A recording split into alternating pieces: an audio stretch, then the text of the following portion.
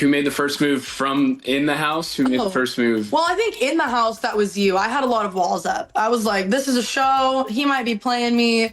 I was in like a really toxic relationship. I was like, men suck. And well, so I was scared. This is like one of my favorite stories from the show. It didn't make the edit of the show, but before they turn on the feeds, the first day, they give us like this giant charcuterie board for dinner. Like it's like ridiculously extravagant. And on like $400. Yeah, it's crazy. On the charcuterie board, there's like cut up dragon fruit. And I obviously know, I'm like looking at Makensy, I'm feeling some type of way. I'm like, no. She's talking about where she's from. She's talking about what she's into. She's gorgeous. I mean, we had sat her on the table and done intros, and I was like, this girl's amazing. But I was trying to keep it cool and calm, collective. And so I was kind of giving her the cold shoulder. I was going to let it play out. We were obviously planning on being there for a long time. But she walks over to the charcuterie board, and there's cut up dragon fruit on the charcuterie board. Is it backwards? Yep. I always do this. Okay. There's cut up radishes on the charcuterie board. And Makensy walks up and goes, "What is that? Dragon fruit?" And I was like, "What did you say?" And so that moment, it was like my end. So every time I would walk around and be like, "Yo, did anybody try the dragon fruit?" For days. And it became like the running joke. But I was like, I've got an in and I'm about to hammer this thing. So for the next couple of days, I would walk around and be like, "Anybody seen any dragon fruit?" And just to mess with her the whole time.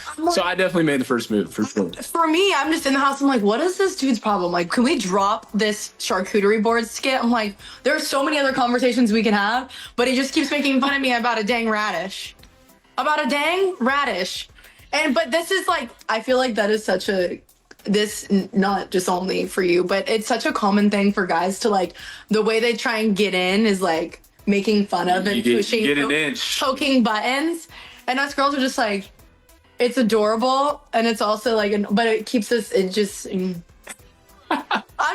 why? That was his in, but it was great.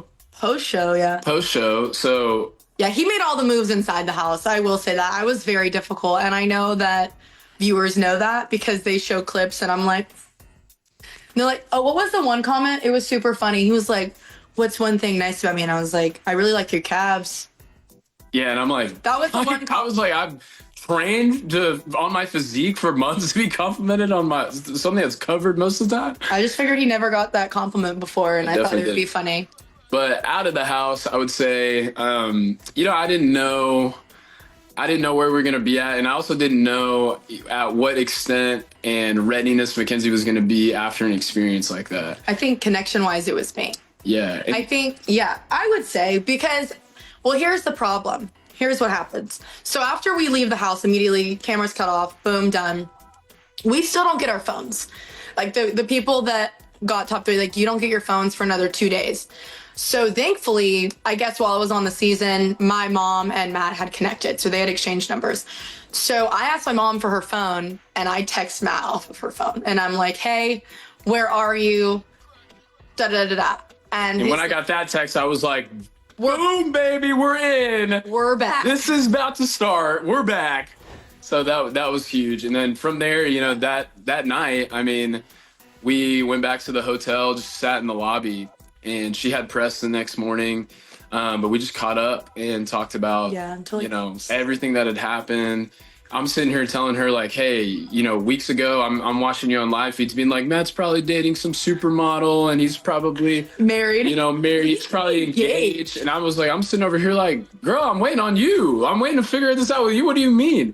So we just caught up and put a lot out on the table of how we were feeling and what we had gone through, and it still took time, but I think that's one thing I'm very proud of us in our relationship is we had a lot of the hard conversations and we put in a lot of the work, and we were both at a difficult place in terms of previous relationships going into the show, and so we had our walls up, and we're able to slowly let those down as time progressed together and heal some things in each other that have been hurt and mishandled I know, improperly by others. And it's one of my favorite things about what she's been and done for me, in terms of my relational health and my mental health. And as a man, some of the things that I've been through, she's healed a lot of it, and I've been super thankful for it. So, it's been a tremendous and fun journey outside of the show that, again, I'm thankful we got to do, in a place where it was just between us and without the influence of